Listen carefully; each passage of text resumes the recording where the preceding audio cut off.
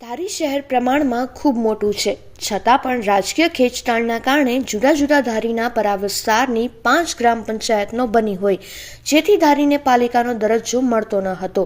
પરંતુ સરકારે વટહુકમ દ્વારા ધારીને નગરપાલિકાનો દરજ્જો આપતા આ વિસ્તાર વિકાસના નવા દ્વાર ખુલ્યા છે.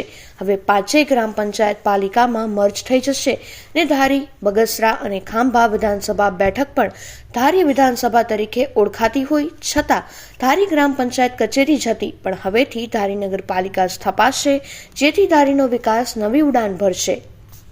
આજે માનનીય ગુજરાત રાજ્યના મુખ્યમંત્રી ભૂપેન્દ્ર પટેલ સાહેબ જે રજૂઆતને અંતે ધારીને નગરપાલિકાનો દરજ્જો જાહેર કરેલ છે.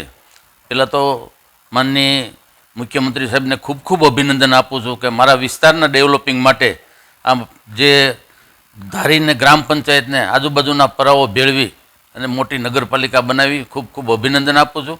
અને મારા વિસ્તારના ડેવલપિંગ માટે ધારી એક તાલુકા પ્લેસ છે, 92 ગામનો તાલુકો છે, મોટો તાલુકો છે. ત્યારે ધારી ગ્રામ પંચાયત હતી, એને નગરપાલિકા બનાવવા માટે છેલ્લા 5 વર્ષથી અમે મહેનત કરી રહ્યા હતા.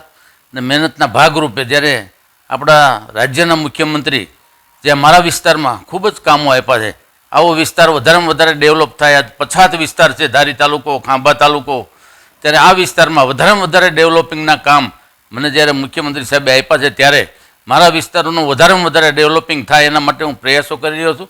આંબડી પાર્ક, ત્યાં ધારી સિટીમાં જુઓ તો યોગીજી મંદિર, જે દેશનું મોટું મંદિર અને યાત્રાધામ જ્યારે બની રહ્યું છે, ત્યારે આ વિસ્તાર મારો ધારી તાલુકો અને ધારી તાલુકાના દરેક પ્રજાજનોની લાગણી હતી કે ધારીને ગ્રામ પંચાયતમાંથી નગરપાલિકા બનાવો. ત્યારે રજૂઆતોને અંતે માનનીય મુખ્યમંત્રી સાહેબે આજે ધારીને નગરપાલિકાનો દરજ્જો આપ્યો છે.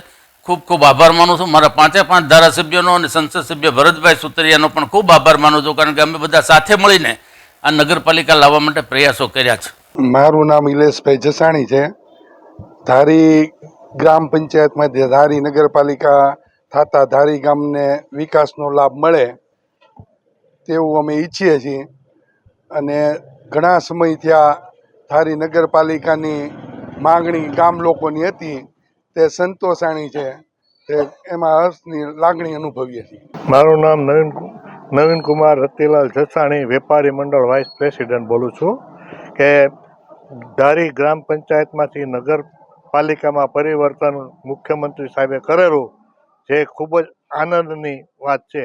ધારીના અઘાત પ્રયત્નો શ્રી જેવી કાકડિયાભાઈ તથા અનેક ધારાસભ્યોએ કરેલા, પણ કોઈના હિસાબે આ પંચાયત છે તે ગ્રામ પંચાયતમાં પાલિકામાં ફેરવાની નહીં, કેમ કે આજુબાજુની 5 નગરપાલિકાઓ છે, જેઓ બધા ગ્રામ પંચાયત